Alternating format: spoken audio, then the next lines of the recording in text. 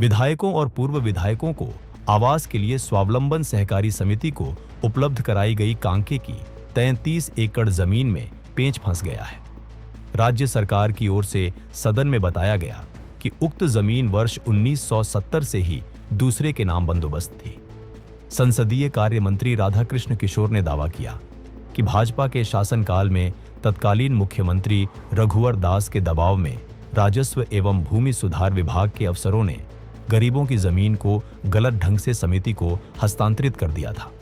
उन्होंने इस पर भी सवाल उठाया कि बंदोबस्त हो चुकी जमीन कैसे विधायकों के लिए हस्तांतरित कर दी गई थी। संसदीय कार्य मंत्री ने कहा कि उन्होंने पिछले दिनों 3 दिनों के भीतर जमीन रजिस्ट्री के लिए पोर्टल खोलने का आश्वासन सदन में दिया था। उन्होंने रांची डीसी के आश्वासन पर यह बात सदन में कही थी, लेकिन उन्होंने जमीन की वास्तविक स्थिति जानने के लिए गुरुवार को राजस्व एवं भूमि सुधार मंत्री तथा इस विभाग के सचिव और रांची डीसी के साथ बैठक की। उसमें यह बात सामने आई कि 33 एकड़ जमीन में 3.30 एकड़ जमीन पर रिंग रोड बन गई है। 2 एकड़ जमीन में आदिवासी मसना है। 3 एकड़ जमीन पर डोभा बन गया है। 3 एकड़ जमीन में रिंग रोड बनने से गड्ढा हो गया है। 23.70 एकड़ जमीन ही बेची है, जिस पर ग्रामीण खेती कर रहे हैं। 1970 से 71 में जमीन भूमिहीनों के लिए बंदोबस्त की गई थी। उन्होंने बताया कि दस्तावेज के अध्ययन से पता चला कि 1970 से 71 में ही उक्त जमीन भूमिहीनों के लिए बंदोबस्त की गई थी, जिस पर वे आज भी खेती कर रहे हैं। उन्होंने दावा किया कि भाजपा की सरकार में तत्कालीन मुख्यमंत्री रघुवर दास के दबाव पर अधिकारियों ने आनन फानन में विधायकों के लिए जमीन सहकारी समिति को हस्तांतरित कर दी थी।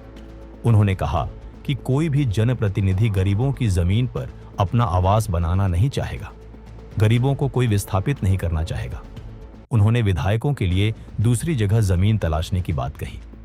विधायकों की जमीन को लेकर तत्कालीन भाजपा सरकार पर आरोप लगाने के बाद संसदीय कार्य मंत्री राधाकृष्ण किशोर और रांची से भाजपा के विधायक सीपी सिंह के बीच हल्की नोकझोंक भी हुई। दरअसल सीपी सिंह ने मंत्री को राजनीतिज्ञ कहकर संबोधित किया। इस पर मंत्री ने कहा कि वे राजनीतिज्ञ नहीं है। इस पर सीपी ने कहा कि राजनीतिज्ञ नहीं होते तो पेट्रोल पर भी राजनीति नहीं करते। मंत्री गरीबी हटाने के नाम पर गरीबों को हटाने वाली इंदिरा गांधी की पार्टी से ही है। जवाब में मंत्री ने कहा कि इंदिरा गांधी होती तो पेट्रोल की किल्लत की नौबत ही नहीं आती, देश की किरकिरी नहीं होती। इस पर सीपी ने पलटवार करते हुए कहा कि इतिहास भूला नहीं जा सकता। जवाहरलाल नेहरू के कारण ही भारत की जमीन चीन में चली गई। आवास निर्माण के लिए भूमि आवंटन की प्रक्रिया भले ही कागजी रूप से पूरी कर ली गई हो, लेकिन जमीनी स्तर पर स्थिति अब भी विवादित बनी हुई है। उपलब्ध दस्तावेजों के अनुसार समिति द्वारा 28 जून 2016 को राजस्व विभाग के संयुक्त सचिव से जमीन आवंटन का अनुरोध किया गया था।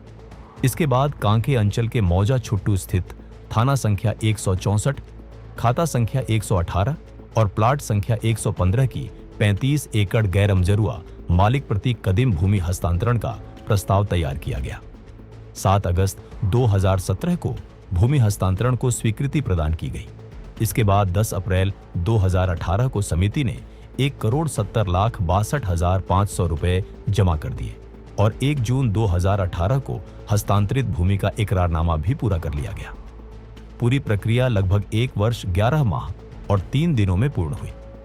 वर्ष 1970 से 71 में भूमिहीन परिवारों बंधना करमाली, जुड़वा करमाली, चरकू करमाली, ललकू मुंडा, राजू मिर्दाहा सहित अन्य के नाम से इस जमीन की बंदोबस्ती की गई थी।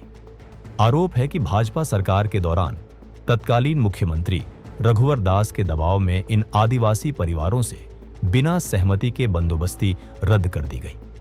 जब प्रशासनिक अधिकारी भूमि को कब्जा मुक्त कराने पहुंचे तो ग्रामीणों ने तीव्र विरोध किया। वर्तमान में भी जिन परिवारों की बंदोबस्ती रद्द हुई थी, उनका कब्जा जमीन पर बना हुआ है।